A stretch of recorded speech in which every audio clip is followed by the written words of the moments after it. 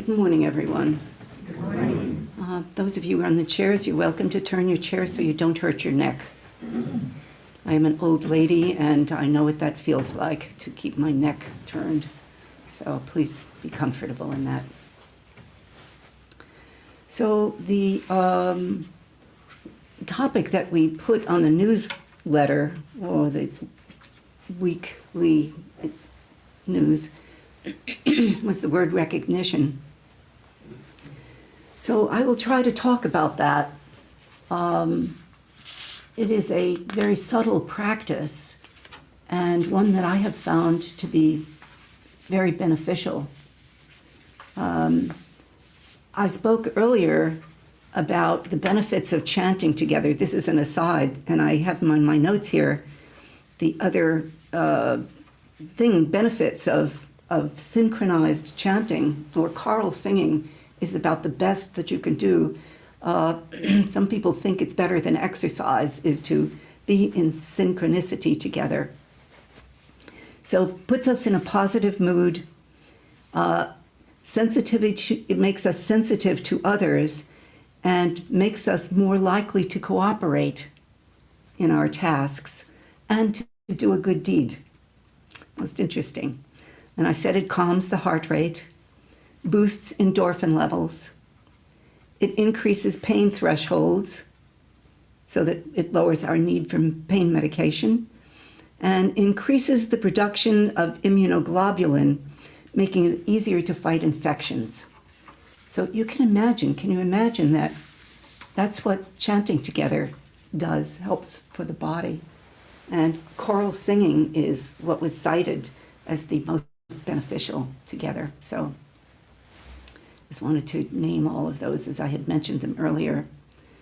So this question of recognition, I make bunches of notes and probably veer off and wind up not using them at all, but I've never been able to write down a Dharma talk and then just read the Dharma talk. Many people do. I just have never been able to, so I speak from the topic and try to allow the Dharma to come out in its moment, and so we see how it goes. So what do we mean by recognition? When we recognize something, it's a very subtle moment. Recognition is wordless. We are mute in that moment of recognizing something, recognizing another person, recognizing our own true self, recognizing the trees, the lake, everything around us. We are mute in it, and it does not necessarily have anything to do with cognition at all. We do not necessarily have any thought going on around it. We see something directly. We recognize something.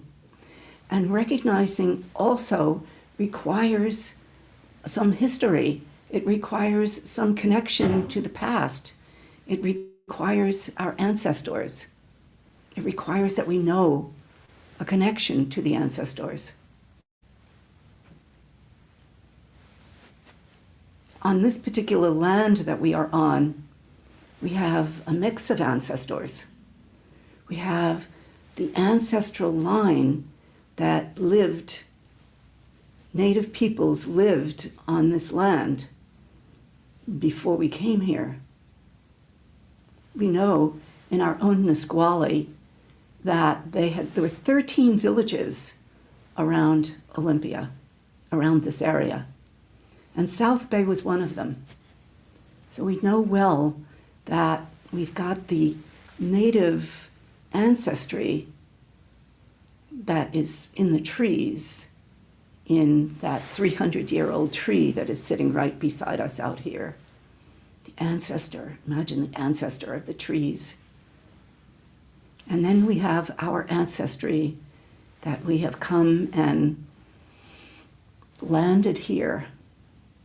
Now we have this mix of ancestry. And yet, when we look at the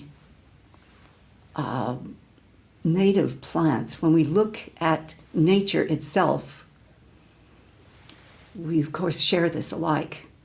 There's certainly no difference in the attending to the ancestry of the trees, no matter what your tradition is. But we have that mix on this land, and it's an important recognition. At that moment, we remember something.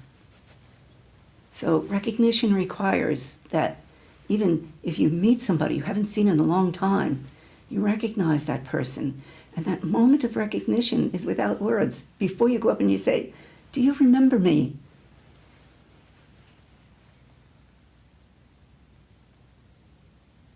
When we sit in zazen, I ask that question to zazen, "Do you remember me?" Because all of the ancestry is in the act of zazen. All our ancestors sit right with us in that moment of sitting. Do you remember me? This is not an ego question whatsoever. It's not that I am there in that question. It's a recognition of all that we have received.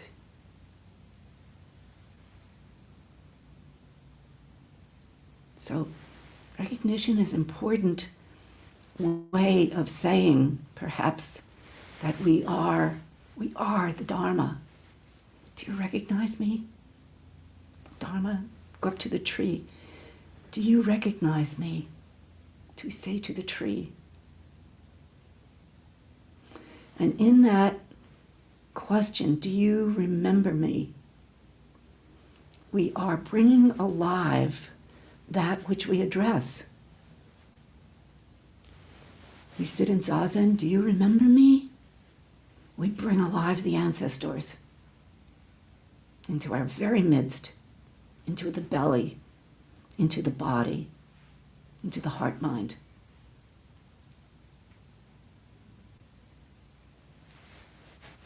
So,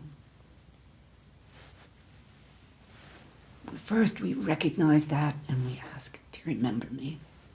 That is the practice of recognition.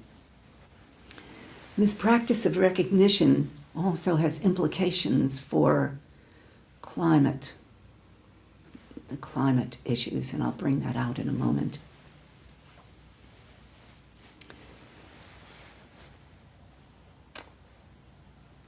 The question of our relationship to all of nature, to all of everything, to all sentient beings, is an important one. And it's not about history. It's about the ancestry, about being here, and what has taken place in our midst, and what is taking place. So it's an awareness of the non-human species and the all sentient species around us. So when we ask the question, well, we all say it, hey, we're all connected. Well, what does that mean, we're all connected? Do we think, just humans are all connected? And that we're just one human to another?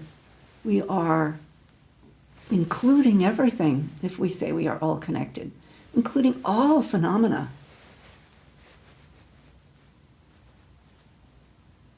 Non-human and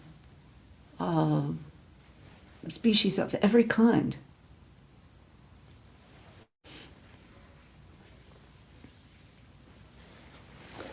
We have to have the past, the recognition of the past, in order to do recognition at all. So I probably have said this already.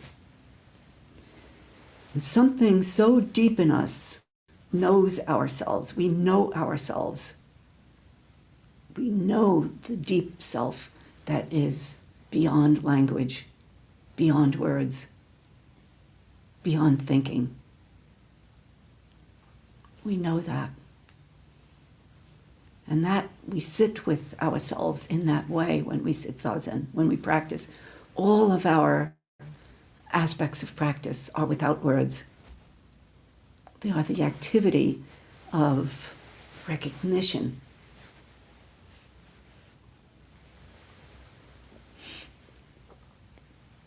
And this includes inanimate species.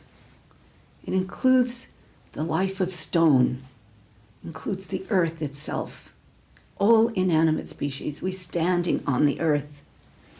This earth-touching Buddha, I mentioned that ever so briefly. This earth-touching Buddha, the third finger touches the earth. And the earth that it touches is beyond language, beyond words, beyond thinking. And we placed this earth-touching Buddha here, at least I did it on purpose, because of what we were facing in climate change and our need to recognize all sentience. The inanimate species as well as the non-human species, to recognize all of existence. And that's what we should mean when we say we are all connected. Very often we think it's just people, we're connected to people. What are we standing and sitting on? What are we listening to when we sit zazen? What are the sounds of awakening that are coming through us?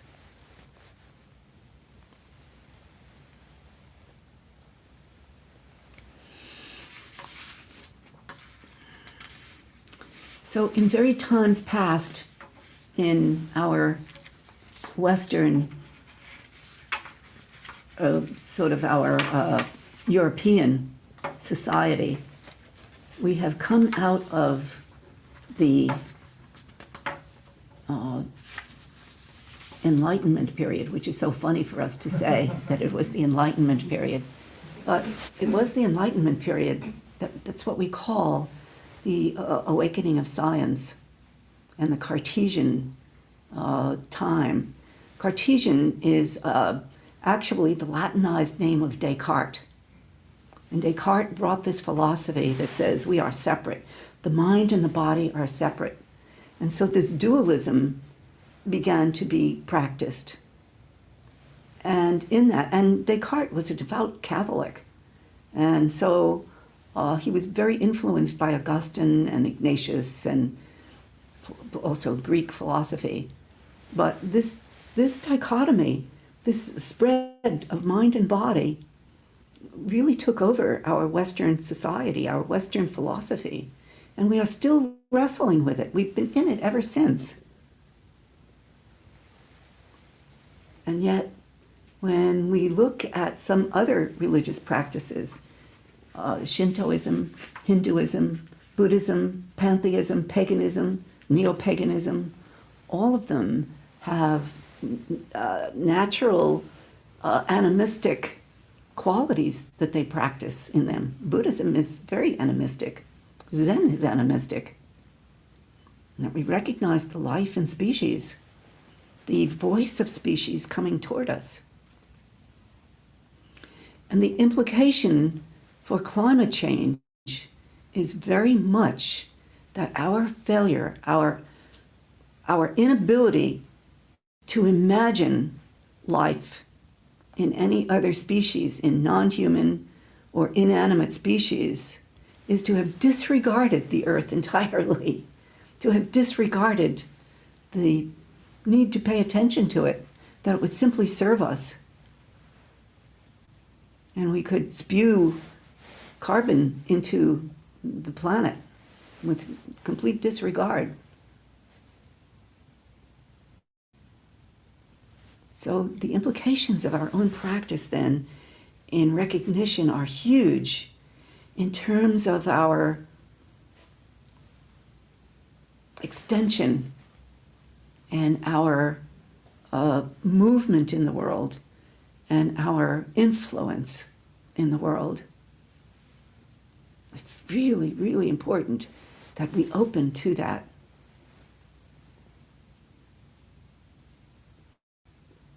We are I think if we do not,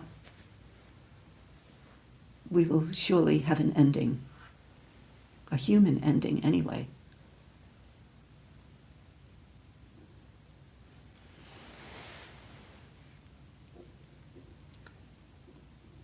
Even Walt Whitman, I think of Walt Whitman. Walt Whitman says people accused him of contradicting himself when he spoke about various things. He says, of course I contradict myself. I'm enormous. I contain everything. And that is us. We contain everything. We absolutely do. But the earth has its own movement, and we are beginning to truly see this. The earth has its own voice. The mountains are moving, the mountains are walking. The ocean has its voice. The ocean is doing the ocean, and the ocean will wash over wherever it chooses to wash. It acts beyond us. It has life. And we simply can't control it.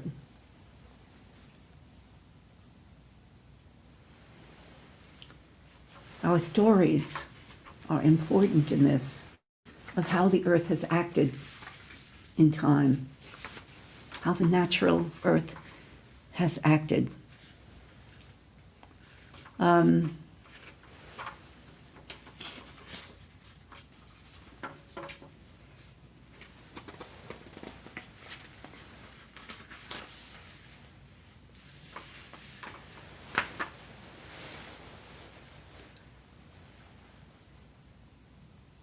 Our inability to look at the action of the earth and its ramifications are very much in a story that happened to a friend. There's a mountain just outside of Los Gatos near San Jose, California. I know that mountain because I studied paleontology, and we went to the mountain looking for shark's teeth. Sharks are an amazing species. Sharks have about 3,000 teeth. And in the course of their life, no, I take it back. They've got about 1,000. But in the course of their life, they will literally drop 3,000 teeth in a lifetime, because they just grow other teeth once they lose them. Their teeth are not rooted the way ours are. So they just drop them. And this is about 30 miles from the ocean on this mountain, where all these shark's teeth is a huge area of shark's teeth.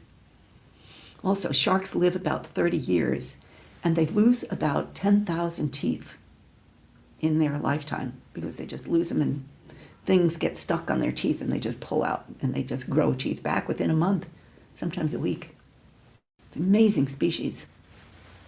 So this mountain has shark's teeth all over it. When you go and you look for shark's teeth, you know that the ocean was in that part of California, and gradually it receded. And of course, now it's coming back. The ocean is coming back again. But on that mountain, a friend of mine, I knew her, we were students together at San Jose State, and Betsy had been a Catholic priest for about 10 years. And then she left, not a priest, excuse me, a Catholic nun. And she left and came back into the world. And she met a man whose wife had been killed in a car accident, and they had 2 children. And the children were about 6 and 8 years old at the time. And then they were growing about when Betsy met them and fell in love with the father of these children. They still with them 8 and 10, maybe 9 and 11. Two lovely girls.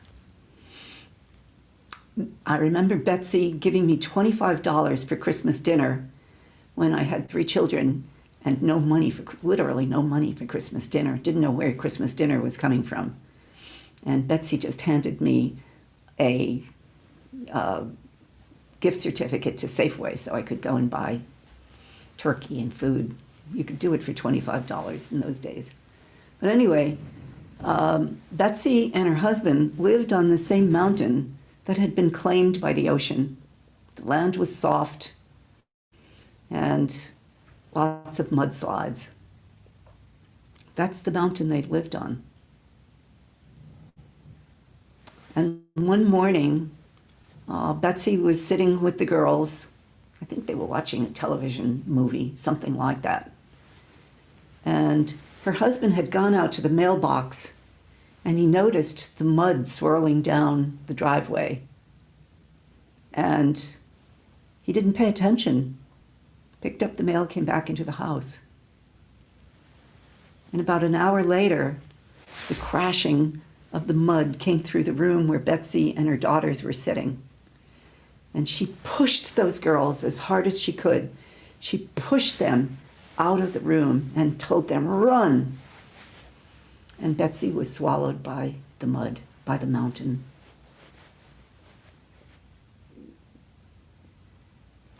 So here is the recognition of the mountain and the voice of the mountain and the voice of the earth that has its own way of going. We have to pay attention. We have to recognize. We have to act with recognition of how species live and act. The mountain is a species.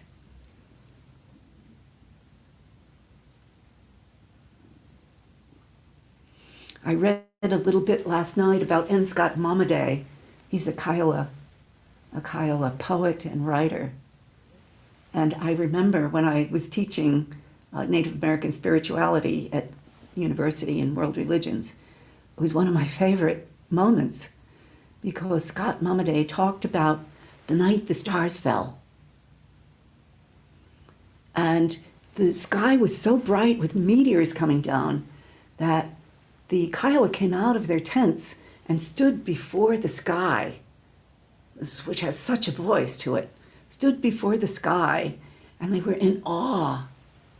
And they felt that they had been given this gift of the voice of the sky because weeks earlier they had been raided by another tribe and their sacred sundial had been stolen. The Kiowas do the sun dance.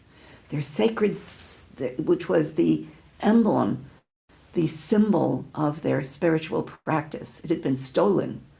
And they were bereft and they were just totally lost.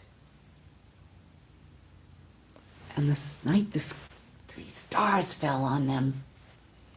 They were totally encouraged and lifted by that event. They received, they recognized the voice of the stars.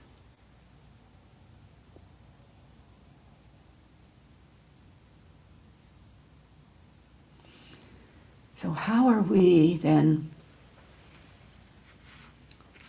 in recognizing the blood of our ancestors, which are Native and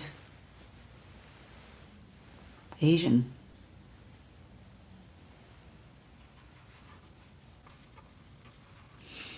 Yesterday also, Fletcher and I went to, which I encourage you to do, we went to the Native Salish art exhibit, which is in the old Orca bookstore building.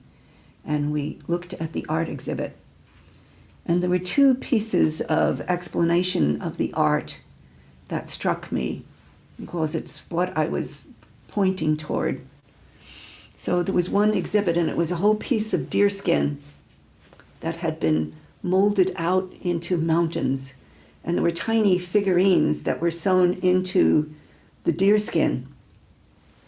And what was written is, the skin is the terrain, the land on which the figures battle. This symbolizes the land as a being, not simply property.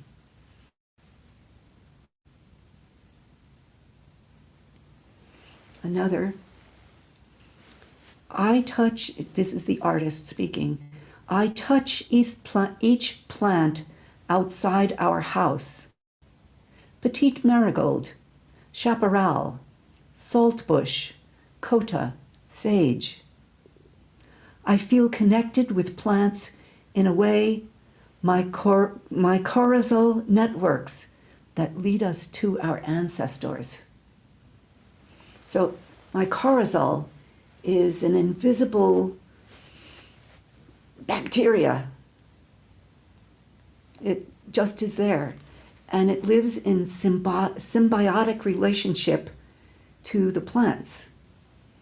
It feeds the plants and it receives carbon from the plants because it has no way to restore itself otherwise. So this symbiotic relationship is occurring in all of plants. So she says, my corizal networks, those networks that are all into the earth, that are breathing and living and giving life to the plants because they can't get on without it. They will die without this. That lead us to our ancestors. How amazing is that?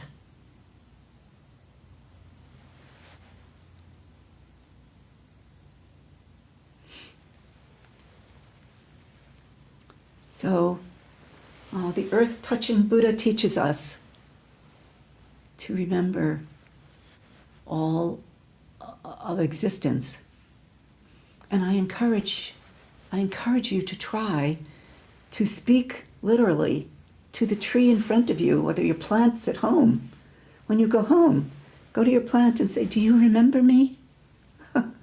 You think it's funny. I mean, it sounds funny. And it's absolutely an amazing experience to feel the life of that plant come toward you.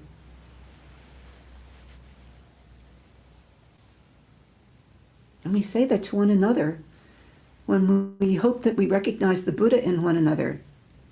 And when we say, do you remember me? We are meaning your true self. I am addressing your true self when we look in one another's eyes. And in that we are saying, do you remember me? Not our human characteristics that cause us differences of any kind, but the true self is whom we address.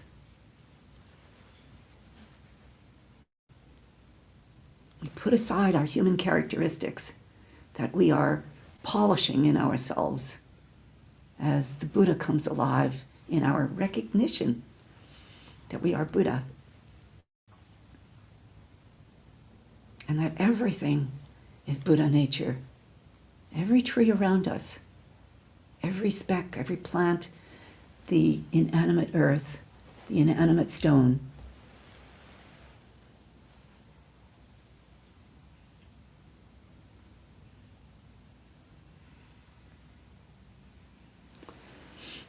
And I just want to address something else that came up yesterday that sort of came up as question, and then it went past very quickly because we were in the midst of socializing.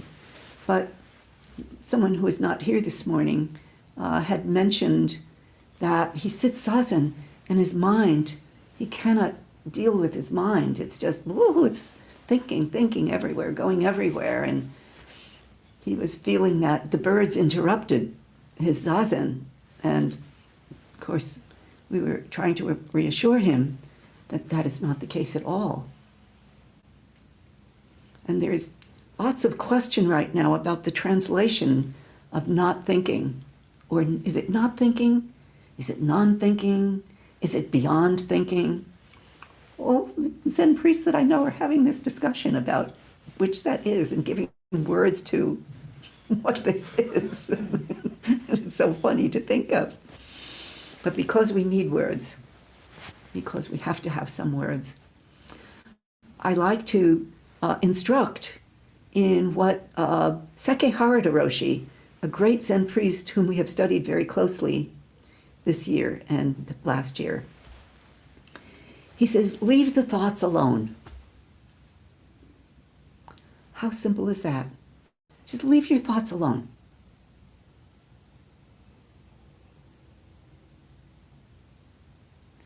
So easy. When you just even say that, you sit on the cushion, and so now you've got two things to think on the cushion. You've got to think, do you recognize me? Do you remember me? Oh, zazen, do you remember me? And leave the thoughts alone. Because if you say to zazen, do you remember me? You will not get words as an answer. There will be no words in that answer. There will be just being. And leave the words alone.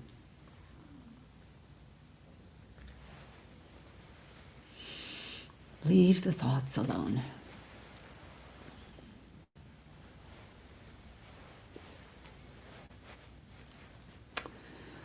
Well, maybe you've got some questions or something.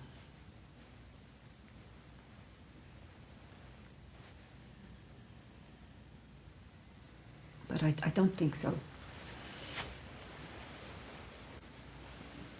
I don't think there are any good questions out of this, except the question, perhaps that lives in you, of how do you remember me?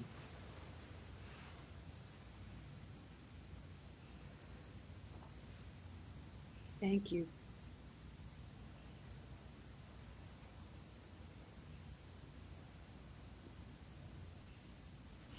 It's such a wonderful question.